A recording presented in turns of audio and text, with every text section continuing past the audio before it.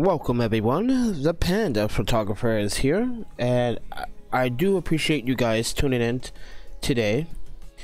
And today's Lightroom tutorial is product photography. So if you are curious about product photography, please, I digress, you don't really need a studio, but if you have a studio, more power to you. But if you want to get some product shots outside in the nature and the natural light state, it's always best to bring a reflector or two reflectors, that in that case, and a few other gadgets. You might want to bring flash just in case, but the only time you are going to be using that natural light from the sun. So I always recommend doing this between times like 2 o'clock and 5 p.m. It's the best time to do any natural light product photography if you're going to be using natural light. So with that said, good morning to you all, and hopefully you are having a good morning or good afternoon so far, or a good night. In some cases like Japan, it is like 2:30 in the morning. So with that said, it's in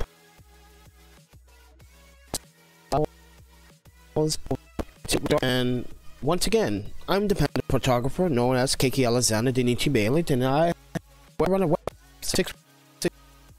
I am a freelance photographer and freelance amateur videographer, and I am also, which have a website at 6for6studios.com, where you can go to my website and read tutorials on photography and a lot more. And I also have an Instagram, which is the Panda Photographer. Please follow me there. I am very active. If you want to ask questions there, please do so. I'm also on Tumblr as well. So, and Twitter and Facebook. Now, Facebook, there's 3 different websites, 3 different Facebook profiles you can go to. I got 6for6 Studios Photography. I got my main Panda Photographer, my main page. And I also have the Sony Alpha community, which is all about A mount. Now, if you're a Nikon shooter, a Canon shooter, and you want to get into Sony, you can also join. But this is not a biased situation or group. This is all about people that actually use A mount for their professional shooting, so, or amateur shooting in that case. But you can see what I post, or what I am posting on the daily. You can see all the content there, so all the YouTube videos and all the chats and all the pictures and all this, and a lot of other stuff there as well. But today we are going to focus on some products. So I'm going to import a file. Now I'm going to select just one file, or maybe a few. If you go down to the San Jose, go to uncheck all, and boom, boom, boom, boom. Import these back into the library. And before I do that, alternate key, I'm gonna make sure I select my copyright. Select all. There you go. So, if you guys are curious about the copyright, my information is in the photograph. It is like a watermark, but it's actually a copyright metadata that stays there for a lifetime. You cannot remove it, so therefore there's no purpose, so people cannot steal your photos online and pretend that it's their work. So that's why I do recommend doing the copyright and the watermarks. So in some cases you may not want to use the watermark for some advertisement, but with that said, let's get into this really quickly. So I'm going to show you some photos that I have taken yesterday using a spray bottle and a water bottle, well, spray bottle with some water and grass, and a product called the Mactrem 2-in-1 Super wide angle 0.45 times wide angle lens. Now, this lens was sent to me by Mactrem for only 99 cents. Thank you, Mactrem, for giving me that huge 99% discount on trying to get this lens. So kudos to Mactrem for sending this out to me. And this happened in the summertime, so I had this lens for quite some time. I think it's a phenomenal lens, everyone. I think it's great for smartphones. It gives you that wider view of field. If you're using a front-facing camera or the back-facing camera, it doesn't matter. It gives you a really wide-angle view. Yes, it does have a little bit of distortion. Now, there's a difference between barrel distortion and pincushion distortion. This gives off a barrel distortion. So, but I do have to say, the barrel distortion is pretty minimum, and it is really good. It is very usable. In most cases, 99%, it is very usable. And the optical quality, the transmission light from this lens is by far really good. I really love it. I really like it. But keep in mind that it is a little bit heavy on some lenses, so it's about 69 grams. So if you're going to be using this with a gimbal, please be aware that it's going to lean the camera on one side, so you may want to counterbalance with some weights. With that said, let's get into some of the photos here. Let me zoom in here for you to show you guys the product. I just sprayed some water to give it a little bit of definition and some little character. You can see I did use a Sony A77 II Mark II, crop sensor camera. I did use a Tamron SP 90mm micro lens, which they now discontinued. So they still have some on the market and some on retail shelves, but you better grab it. If you have an A mount, just grab it really quickly. You can see here I used the SP, and this is the newest model of the SP line of lenses, but please do. But you can see from the images, really crispy, really sharp, really good, nice detail. The bokeh on the lens is just phenomenal. So I did shoot this at f5.6 and at 1/800 of a second, ISO 250, and it says 90mm, but in reality it's shot at 135. So if you're curious about that, but if you're just tuning in, let me make sure that you guys are in the chat box. Chat box is up. Make sure this is live, and it's a slow live, but it's alive. But anyways, you can see that it is sharp all the way through. Nice details. Contrast levels are really punchy. Saturation to me on this lens. Now keep in mind, calibrate your camera to get accuracy colors. Now I made a video about how to fine-tune your Sony cameras. Now if you go into the auto white balance and you use your thumb pad or your joystick pad and you just click right while you're in automatic white balance, you can customize the colors if you want some Nikon color. Now Nikon like to saturate their reds, and Canon like to saturate their greens, so it is optional. Now with Sony it's like a neutral cool effect, but right now I have shot this with a Canon color, so yes, I went more towards the reds. So I am going to touch this up really quickly here and just do a little bit of contrast. Just actually brighten this up a little bit. Get that much contrast a little bit. I don't want to bring the highlights down too much, but I want to increase the shadows just a bit. Now we're gonna get in here and see what this looks like. Okay, and I do want to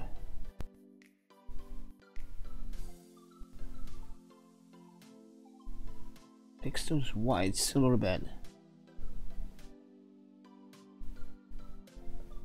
I want to deepen those blacks.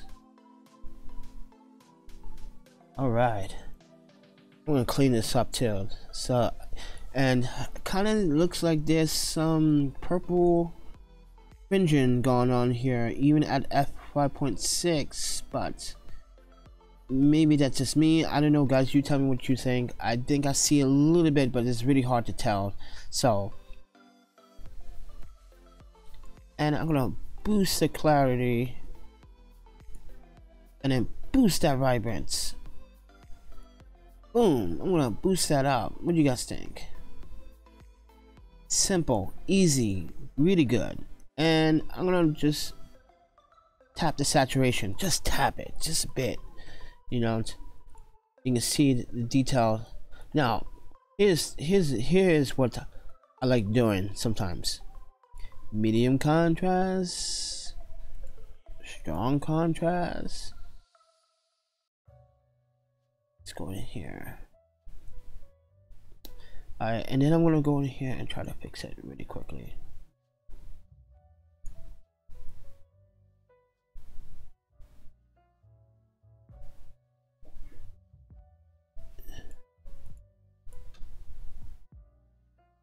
And let's see here.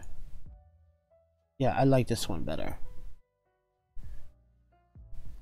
Now, when it comes down to sharpening the image, now, if I press the alternate key down onto the alternate key on the mask, you can see now it is, the whole entire screen is absolutely sharp. I'm gonna bring it down. First of all, I'm gonna bring this up down to 50%, and then I'm gonna bring this down 1.1. Details on at 33%, and I'm just gonna bring this down. Wait, first of all, let's bring this out first, so I know what I'm actually targeting. So I don't want to actually make everything sharp. I just want the lens to be sharp in the grass.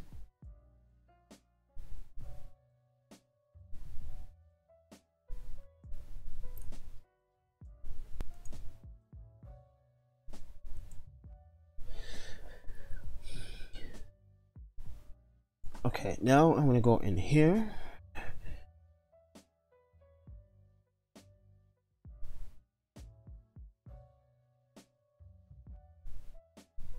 Add a little baby glow. Let's see here. See how that looks. Yeah, I'm gonna keep that, but I do wanna fix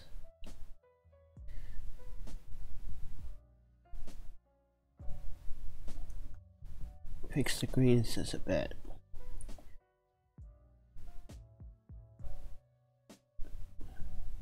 Add a golden glow to this, because that was the objective, to have a golden glow.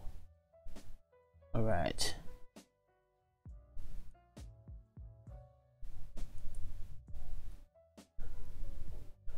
What do you guys think? Does it look good?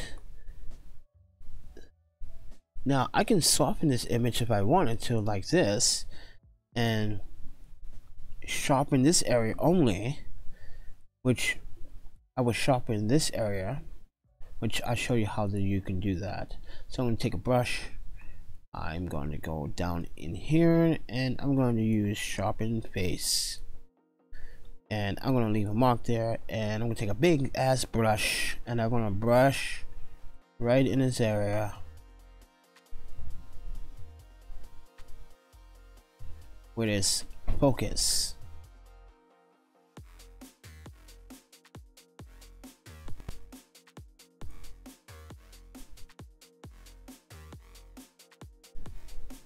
And you can see the difference by just increase sharpness just a bit. Let's just do 45.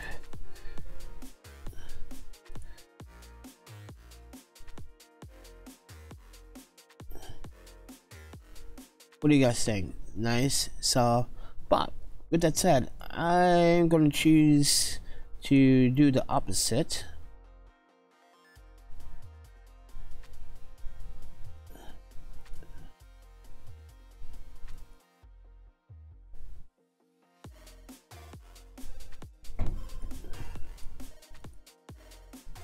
And just leave it just like that, because that's enough blur of bulkiness in the back and foreground here. And right here is my target, this area here, so you can see the grass. So that's the target. So if I was to press Control A and a apply all this to all the clips, or all the images, sorry, not clips. I keep thinking this is video. This is not video, Kiki. Blah, blah, blah. But I am going to try my best to, oops, sorry, show you guys this image here. Look at this one.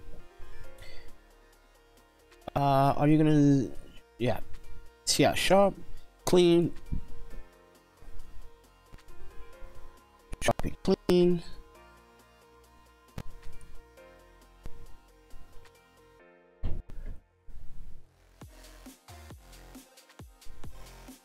Time for a new computer, that's for sure. So, but this is just an example, guys, using the natural light from the sun, using the grass as a separation to give the lens a little bit character. Now you guys are probably saying, well, it's not sticking out pretty well. Yes, you can crop it if you want to, but why do that? So I'm going to show you what it looks like when it's cropped, but I'm going to center it in my 3x3 grid. And that's what it looked like if it was cropped. Alright, but I don't like to crop my images. I like to fill the frame. I like to use the whole full 24 megapixels that I have in my camera, but it's like I said, it is based on taste, it's based on optional, it is something you don't have to do. But for me, yeah, this does give a little bit of separation, but yeah, you guys might be right. Yeah, crop might look better.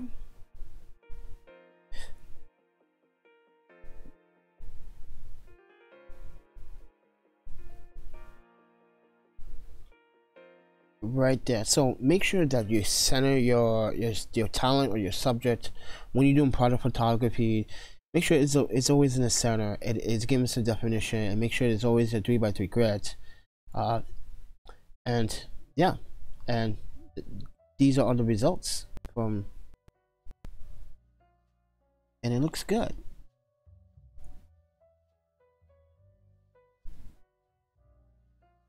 But I do want to clean up some new brush. Oops, brush. New.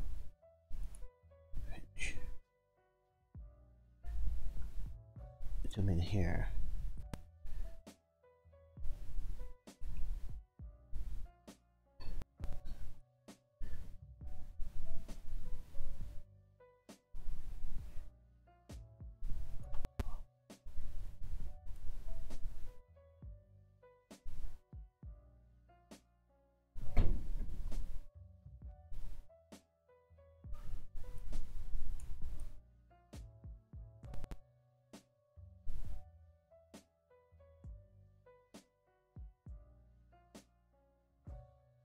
Alright, it looks a little better, I guess.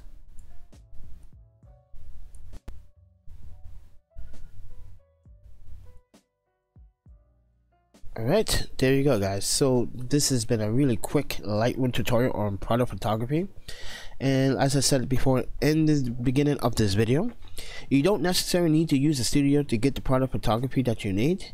It is based on creativity and taste and artistic ideas. You can use natural light. You can use the elements outside to get a good product photography. If you watch any billboard in your neighborhood, or just when you're driving, look at the billboards. Look at the styles of product photographies that you see out there. Now, some people want to use studio for like alcohol beverages or beverages itself, or food, or more likely idea, but just like lenses or cameras, stuff like that. You can use it for outdoor use. Make sure you pick a good location. Make sure that you put a good time of day to go, like between 1 o'clock and 5 p.m. So you want to target that sunlight. And as that sun is getting warmer and warmer into golden hour, you want to neutralize as much as possible. But with that said, this is the Panda Photographer, and if you like this content, please do hit the subscribe button, hit the notification button, hit that share button, because it also helps this channel grow. But not only that, if you want to follow me as I said, all the social media links are down in the description below. Now, you have options now. I got a website, 616 Studios. I got a Instagram. I have 2 Instagrams, ThePandaPhotographer, 616studios.com. I got a Tumblr. I got a Twitter. And I got a Sony Alpha 8-mount community. And I also got 616 Studios photography page as well. So all the links are down in the descriptions below. But if you want to support this channel, make this channel grow, and help me what I do as a freelance photographer and travel and do some difficult times, please hit the PayPal donation button. It really helps me out to do better content this way and keep pushing, keep going, and keep having the ideas to push forward for a better YouTube, because YouTube right now has been ghosting people's channels and don't see us little guys that are a smaller channel. And yes, for no matter what photography channel that may have 35,000 subscribers, YouTube sees that as a small dent. You're not making an impact on YouTube, so they're not really focused on you. But we need to stick together and try to send YouTube a message that we are here together. We were here when you first started, when this was a platform for broadcast yourself, when YouTube wasn't so corrupted by all the political shit that's going on now. But with that said, everyone, this is the Panda Photographer. Stick together, stick true to who you are, and eat, sleep, photography, videography, audio file, and repeat. And I'll see you guys in the next video.